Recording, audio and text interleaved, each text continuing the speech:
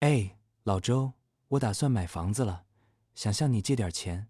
B，没问题，只要我有，就一定会借给你的。还差多少？A，还差5万块钱。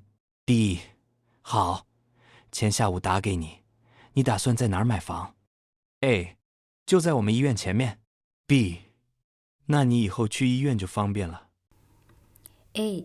Лав жав би байшин худалдаж авахар төлөвлөж байгаа бөгөөд чамаас мөнгө зээлмээр байна. B. Асуудалгүй би чамд зээлэх болно. Дахиад хэд үлдсэн бэ? A. 50,000 юан үлдлээ. B. За би чамд өдөөс хойш мөнгө өгье. Та хаанаас байшин худалдаж авахар төлөвлөж байна вэ? A.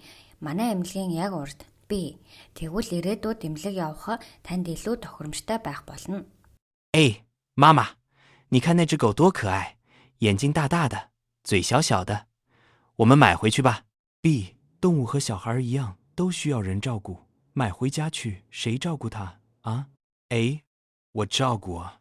B，这段时间你自己的衣服都没洗，你能照顾好它吗？A，只要你给我买，我就能照顾好它。A. Ээжээ тэр том нүдтэй жижиг амтай нохоо ямар хөөрхөн болохыг хараарай. Бид үнийг гэрлүүгээ авч явъя. B. Амьтад хүүхэдийг анхаарал халамж хэрэгтэй байдаг. Гэртээ аваад явчихвал хэн хариуцаж анхаарал тавих вэ? A. Би анхаарал тавина. B. Та энэ хугацаанд бүх хувцаа өөрөө угаадаггүй. Та түүнд анхаарал тавих боломжтой юу? A. Би түүнийг надад худалдаж авсан л бол би түүнийг халамжилж чадна. A，说说你为什么选择来我们公司工作？B，贵公司不但很有名，而且工作环境好。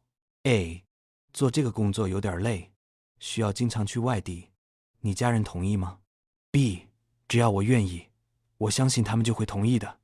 A，好，那你明天来上班吧。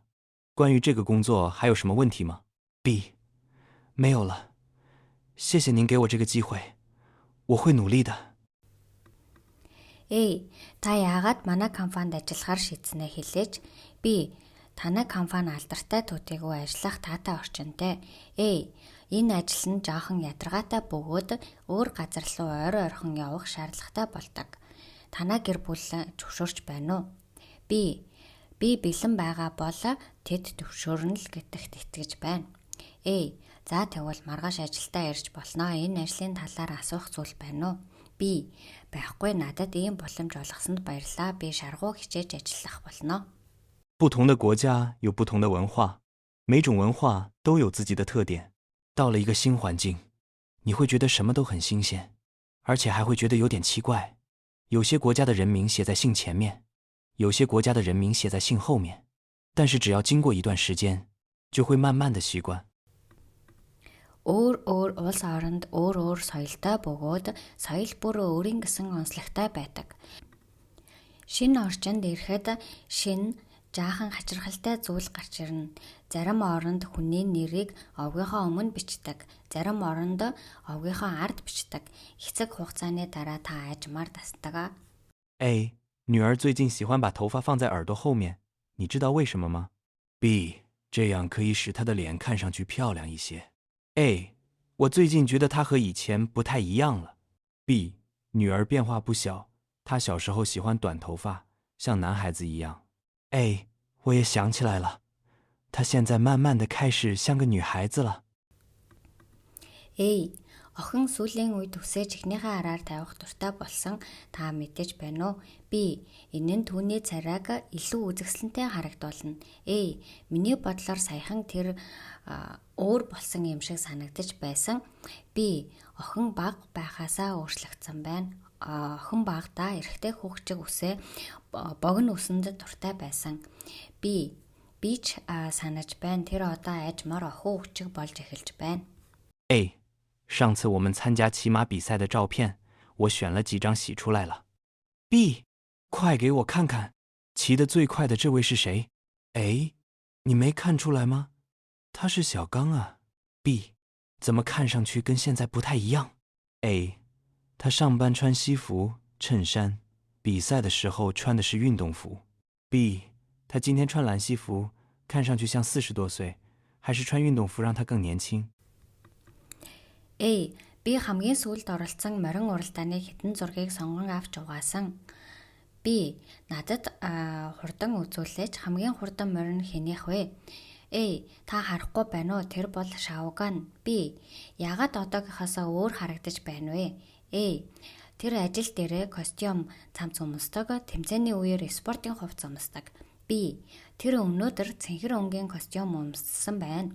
40 гарсан юм шиг харагдаж байна. Харин спортын хувцас өмсөн нь түүнийг залуу харагдуулж байна. A. 我们1年没见面了吧？ B. 听说你都有女儿了，她多大了？ A. 她去年秋天出生的，刚过完1岁生日。 B. 她喜欢什么？我送给她。 A. 她就喜欢听她爸爸学鸟叫，哭的时候只要她爸爸学小鸟叫，她马上就安静下来了。 B. 啊，这个礼物我没办法送。 A. Бид бие биенээ хараагүй жил болж байна тийм үү? B. Таныг охидтой болсон гэж сонссон. Тэр хэдэн настай вэ? A. Тэр өнгөрсөн намар төрсөн бөгөөд дөнгөж сая анхны төрсөн өдрөө тэмдэглэсэн. B. Тэр юунд дуртай вэ? B. Түүнд өгмөр байна. A. Тэр зүгээр л аавынхаа шувууны дууг дуурайж сонсох дуртай. Уйлахт нь аав нь шувууны жиргэг дуурайж байвал шууд л тайвширдаг. B. Тийм үү? Энэ бэлгийг өгөх аргагүй юм байна. 这次旅游我去了不少地方，每个地方都让我非常难忘。我先去看了黄河，黄河是中国有名的大河。我坐在班上，一边看一边照相，一路上经过了很多地方，每个地方都不一样。我想快点把照片发给大家，叫朋友们也高兴高兴。